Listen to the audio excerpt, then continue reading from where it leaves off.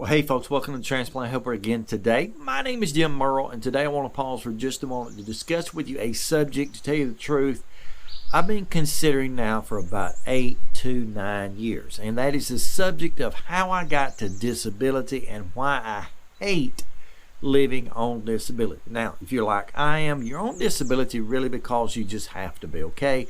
It wasn't my idea. It wasn't my way of living. It's certainly not the way I want to continue to live.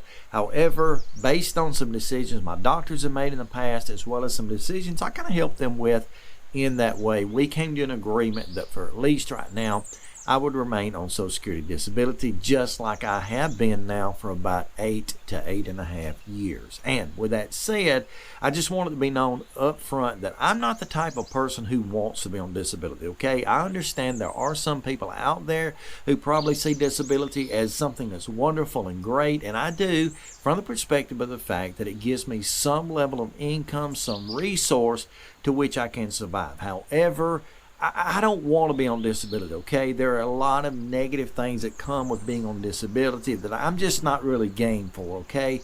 And I don't want to be viewed or seen as being a bum or someone who's worthless to society just because I'm on disability. But with that said, there are basically 3, maybe 4 things that I think about when I think about my personal experience with disability that I did want to share with you that really describe why I hate being on disability. Okay, so here we go. Number 1, right out of the gate, and probably the most prominent, maybe not the most important to me, but the most common, is I do not like the shame that comes with being on disability. Now, maybe you've been like I have in a room with a group of people, most likely people you're meeting for the very first time, and the first part of the discussion that comes up, because we don't know each other and we're trying to make conversation, is maybe a group of men are standing there and they say, hey, so what do you do? And what they mean by that is, what's your job? What's your career? Where do you work? That sort of thing. And everybody starts to answer and say, well, I work down at the mill, or I work in this office building, or I work in this profession or that trade, what have you. And here I am standing there. It's my turn to answer the question. And basically, I kind of hide my face, not literally, but I kind of say, I'm on disability. No, I don't usually even answer the question that way. As a matter of fact, the way I like to answer the question is by saying I'm retired. I'm on disability because of my heart transplant. The reason I do that is because somehow the word retirement or being retired is viewed in a very good sense, while as disability may not be so good. And then by adding to that I'm on disability because of my heart transplant, it usually shifts the conversation. Then people go, wow, I didn't know you had a heart transplant. Tell me about the transplant. So they kind of direct or redirect their attention from this subject at hand. And I think it's really, it's sad that that's where we are in society, where what defines us is what we do in life, what job we work, that sort of thing. But nevertheless, that is where we are. So when I answer the question, I kind of answer it with a little bit of shame. And I hate that. I hate the fact that disability is being seen as kind of a shameful thing, because there are many, many people out there, probably far more than are not, who are legitimate, who need that disability, who couldn't survive without it, like myself.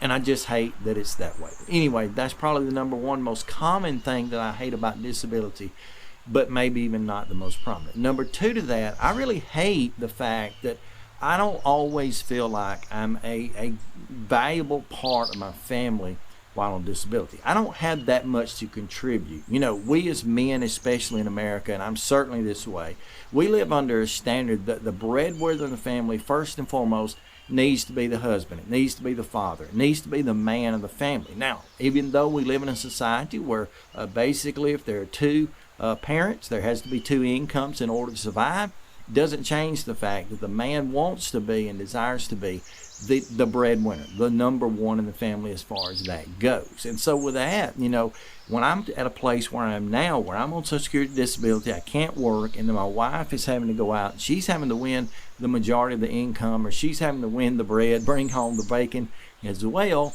I don't feel like I contribute as much to the family as I could otherwise. Now, I've learned over the course of the last 8.5 or so years to kind of view that a little bit differently, but nonetheless, there are times when I just don't feel as valuable or as important because I'm on disability. So I would say that's probably a biggie in my life and something that has to come up. Number 3, when I think about hating disability, it does not only come because of the shame, because of the lack of value that I feel, but probably most importantly for me, it comes because I don't feel like I can educate or at least be an example to my children that I want to be. Now, I can be a good example, I can be a moral example, I can be all the things I want to be, I can be a Christian example, which is extremely important to me.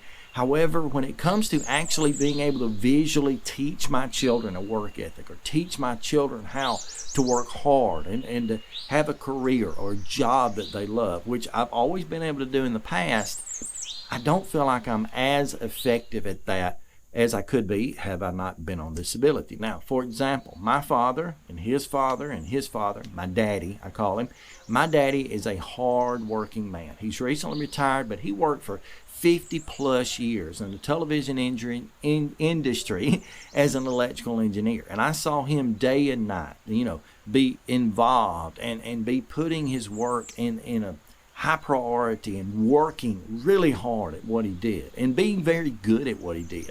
And that taught me a work ethic. If it was nothing more than when I was a small child, when I used to watch him be up at the crack of dawn, 4:30 or so, headed off to work so he could get to the TV station in time for a sign-on. And by the way, if you're not old enough, you don't know this, TV stations used to sign on about 5 or 6 in the morning, used to sign off at midnight or a little bit before. Anyway, I would see him get up very early in the morning, go off to work, be there for sign-on. I'd see him stay till maybe after the evening news, as the TV station was kind of winding down for the day. The important things were getting out of the way. I'd see him come back home, and I learned from that just by visually seeing him go to work, come home, and knowing that he worked while he was gone. I learned from that a tremendously valuable thing about life, and that is how to work hard. And since that time, watching that example all those years, I've always been a hard worker. It doesn't matter what it is, even if it's the volunteer work that I do like here on the YouTube channel. I put a lot of effort into that. Not always able to put the physical effort into it that I want, but emotionally, mentally, I put effort into that, okay?